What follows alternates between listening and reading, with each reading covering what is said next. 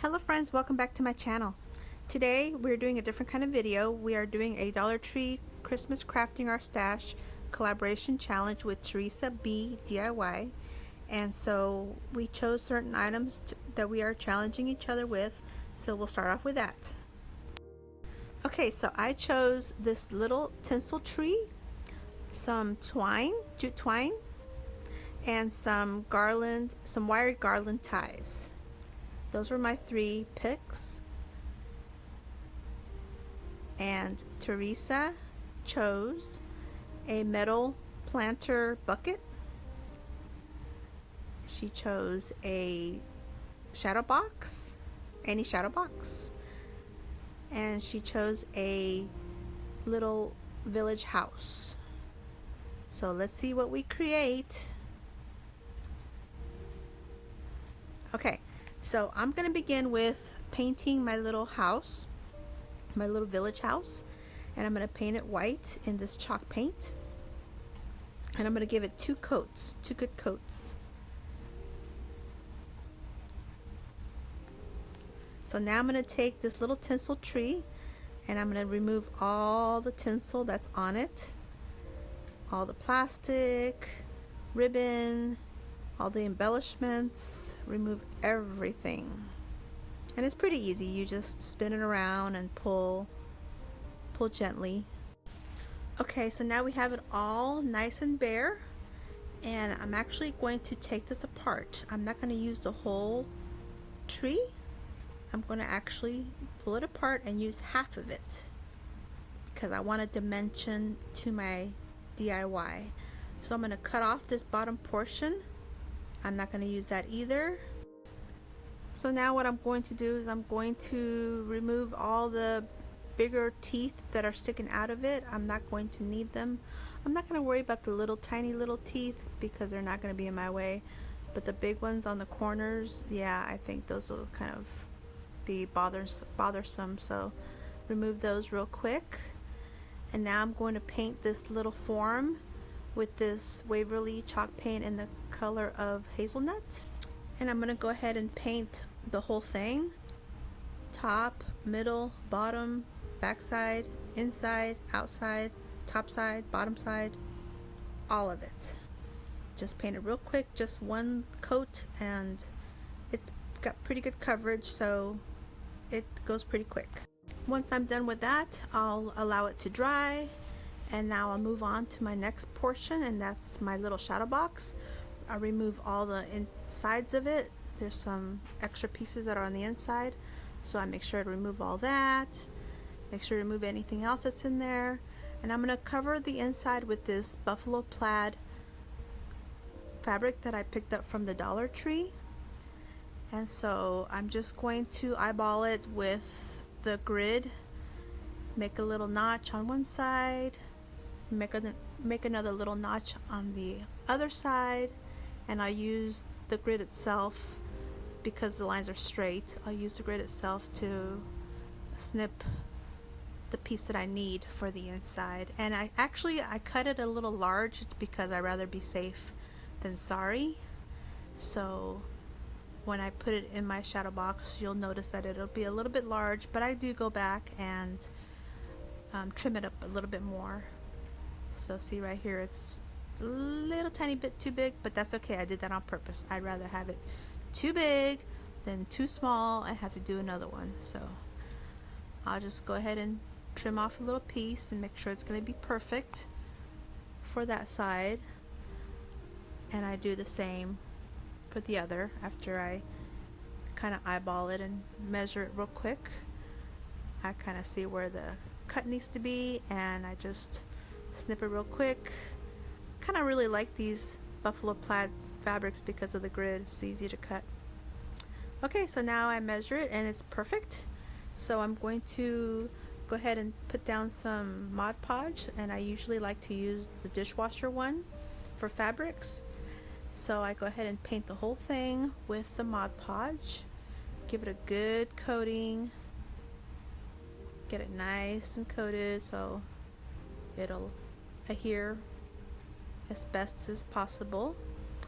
And I'll go ahead and lay my fabric in there, kind of Move it around a little bit, get it so it's perfect, and kind of smooth it down with my hand. Make sure all the corners are nice and tight in there. And I'll go ahead and add another layer excuse me, another layer of Mod Podge. And so I'll add that on, and again I'll cover the whole thing, and this is to keep the fabric more durable, keep it clean so it won't get you know, any yuckiness, or won't get dirty, and kind of protect it, keep it waterproof, all that good stuff. Just a good thing to do when you're crafting with fabric. So I set that aside and allow that to dry. So now I'm going to make little tassels for my tree. Yes, I am doing a tassel tree, a 3D tassel tree. So I began making tassels, and let me tell you, this is a good project to do in front of the television while you're watching a movie, because you're gonna need a whole bunch of tassels. I think I began with about 16 tassels, and then I ended up making maybe 4 or 5 more. So yes, 20 something tassels this size. And so I'll do it again to show you, kind of wrap it around my 4 fingers. I wrapped it about 10 times, snip, and then kind of gather it, and then just tie off one top and tied it with a double knot to make sure it's nice and secure. And once I got that secure, then I just snip open the bottom and snip off the excess tie. And so you're going to do that about, yeah, I started off with 16, but I ended up using about 20 something. Okay, so here's my little tree, nice and painted, nice and dry. And so now I'm going to take my glue gun and start attaching all the little tassels. So I begin with one on one side on the top, and another one on the opposite side of the top. And now I'm going to squeeze 2 more in the center of that top layer, that top level. I'll add 2 more there. And be careful not to burn yourself. And try to work quickly, because as the glue is still hot, it's easy to move the tassels a little bit to squeeze them all in there, so the point will be nice and tight, and it'll look good. So kind of work quickly. Now we're going to the second layer, and we'll do the same order. First one side, and then the other side. And on this one, I think I went, okay, yeah, I did this side. I think the third layer is one where I did the center. So I did two on each side, and then I'll squeeze another 2 more. Or is it 1 more? No, I think I did 2 more. Yeah, 2 more. 2 more in the middle. So the top layer had 4, and the middle layer had 6. And then the bottom layer, I didn't have enough. I had to make more. But so far it's looking so cute. Okay, so now we'll do it again. 1 on one side, 1 on the right side. This one I did 1 in the center because I wanted to make sure it had good coverage. And then I did 2 on the left, and here I was short 1, so I had to make another one. So 1 on the right. And so I'm trying to work quickly because I don't want the glue to dry completely on me. That way if I need to move it, I can. So I'll make a quick little tassel. Try to work quickly. Get it nice and tight on there. Double knot. After making so many, I think I got pretty good at making them. Especially quickly, under pressure. So snip off the excess and cut open the bottom. And now try to quickly add the glue and place it in place. So it's looking cute, but I can still see the inside, so that kind of bothers me. So I'm going to make a few more tassels and just put on the inside, but I'm going to put them horizontally instead of vertically. So I think I make about 3 more tassels for the insides, and they're not real big tassels, they're just kind of smaller tassels. But I just did it to kind of fill in the gaps so you won't be able to see through the tree, if that makes sense. So see, I'm putting them in horizontally. I'm using the actual line of the little tree, of the plastic tree, to set it in there. So I add one there, and it's looking good, but I still see a couple holes. So I'm going to add 2 more, I believe. Make them real quick. Yes, let me tell you, excuse me, I got really good at making these things. Oh my goodness, this is a good project for the television for sure. Okay, so now I need 1 more for the middle layer. The top layer is pretty, it looks pretty good. It looks pretty full to me. I didn't feel like I needed another one there. But the middle layer, yeah, I needed one at least. So I kind of put it towards the center. And so I just placed it all with hot glue, and now I'm happy with it. It's looking cute. So now I'm going to take some twine and kind of define where the gathers are of the tassels. So I'm just gonna add a little bit more twine on there, tie it up. I'm just gonna do the middle layer and the top layer. I don't worry about the bottom layer because what was hanging over it, you can't really see it anyway, so I didn't bother with the bottom layer. But the top layer, you could see it, and the middle layer, you could see it as well. So just make sure to tie it all nice and tight. But look how cute! It's looking cute. So now my shadow box is ready to go, so I'll place my little tree in there and try to figure out the best position to put it in. But first I decided to put some twine on the inside corners or edges of my little frame. I felt like it needed something there, so I had this thicker twine, and so I go ahead and put that on there and glued it to the whole interior perimeter. So I just go around and glue it real quick, and now I'm pretty happy with it. It looks more finished on the inside. So now I'm ready to put my little tree back inside. So here's my cute little tree, and so I make sure it's going to fit just right, and I add the glue on the sides and on the bottom, and it's just as simple as adhering it onto the shadow box, the finished shadow box. And I like the way the twine just kind of curls up. Oh my goodness, I think this is so cute. So cute. So now I decide to gild the lily some more, and I'm going to add some of this macrame looking ribbon on the perimeter of the edge, outside edge of this shadow box. And I really like this ribbon because it looks like macrame. It looks so cute. So I just add it, and I just go around the whole perimeter. It's looking so handcrafted. I love it. So now all I got left to do is to add a little star, and this is from the Dollar Tree, little wooden star, and it's done. I love it. It's so cute. Okay, now on to the tin bucket and the little house. Oh, Teresa, what did you do to me? Okay, so I decided to put this on top of the bottom of the bucket upside down.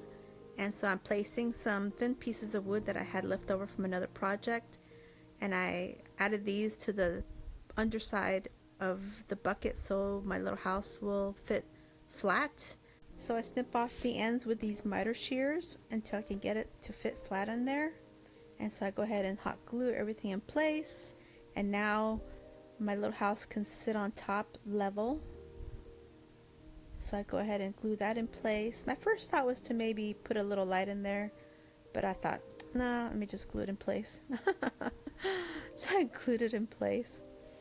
So now I need to do some embellishing because it's looking too plain.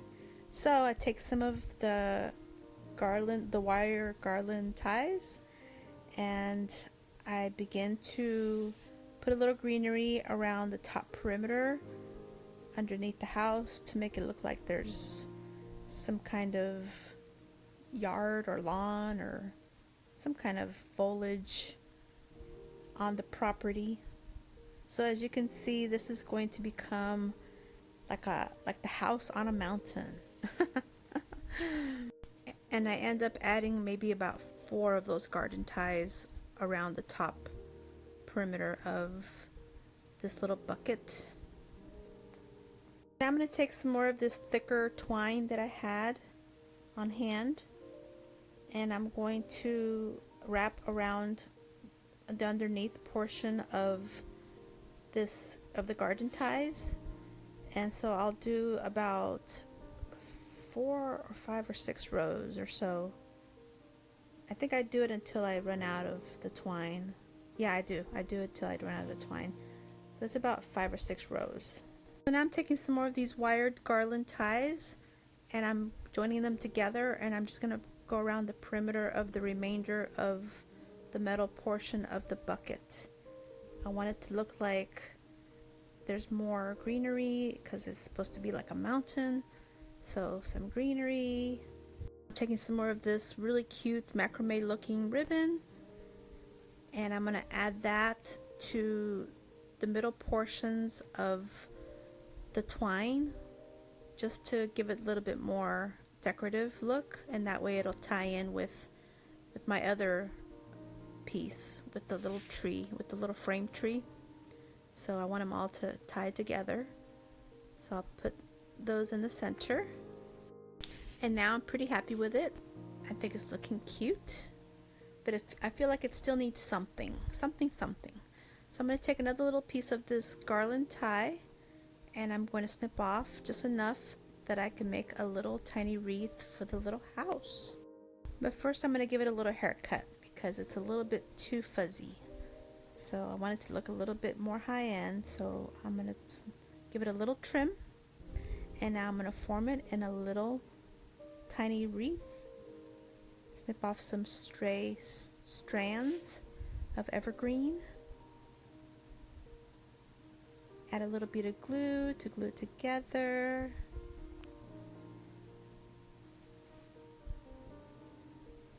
And now I'm going to place my little wreath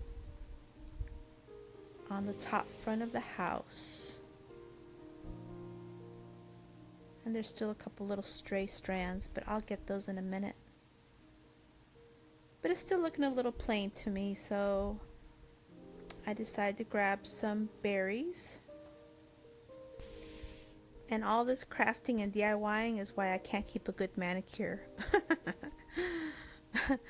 But anyway, go back and add the little berries to my little wreath. I'll just add one here, add one there, and I'll add one more. Now this red will tie in to my shadow box as well. Oh, but we're not done. This little wreath needs a bow. So I had this little piece of ribbon left from another project, and so it's the same design as my shadow box, but it's a little bit too thick, so I cut it in half lengthwise, made a tiny bow, glued it on there, and done. Now I'm happy with it. Now I'm satisfied. And here's how they look together. The little house on the hill with the little tree on the side. And I think they came out super cute. And thank you so much, Theresa B DIY, for this collaboration, this challenge. It was fun.